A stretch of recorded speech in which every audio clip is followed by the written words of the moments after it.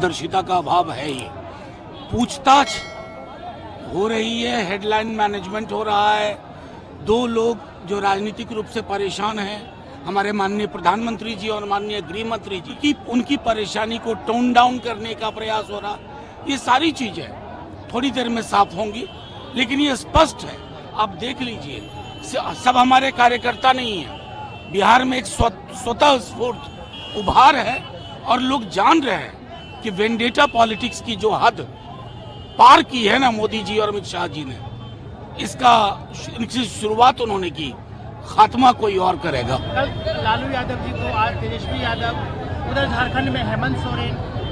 आप दो ही राज्य मत देखिए, अलग अलग राज्य देखिए, जो सबसे मजबूत नेता और दल हैं वहां के, उनको किस प्रकार उलझाने और प्रताड़ित करने की कोशिश।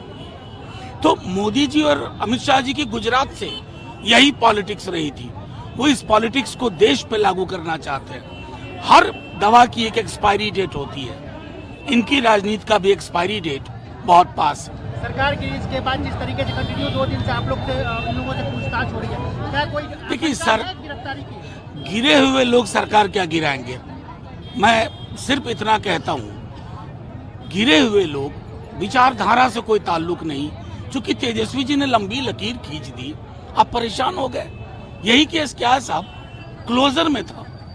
रेलवे की बात करते हो, रेलवे कॉम्प्लेनेंट नहीं है। तो अगर कुल मिलाकर अगर विश्लेषण करें, आप लोगों के पास तो बड़ी टीम है, आपको लगेगा कि सिवाय राजनीतिक उपकरण के माध्यम से साधने के और कोई उद्देश्य नहीं है। ED is equal to BJP is equal to Modi ji and Amit Shah. कुछ टाइम हो गया था तो खाना के लिए पूछने गई थी, बट क्योंकि ऊपर से कोई आधिकारिक जवाब आया नहीं, किसी ने बताया नहीं, मैं गार्ड से पूछ के मैं वापस आ गई। कल आपने कहा था कि लालू जी खुद से खा भी नहीं सकते और 10 घंटे से अधिक तक अंदर तक रहे। बिल्कुल, ये तो सब लोगों ने देखा, मीडिया के द्वारा दिखाया जा रहा था, तो पूरे देश के लोगों ने इसको देखा कि किस तरह से एक बीमार इंसान को, बुजुर्ग आदमी को 10 घंटे बिठा के रखा गया।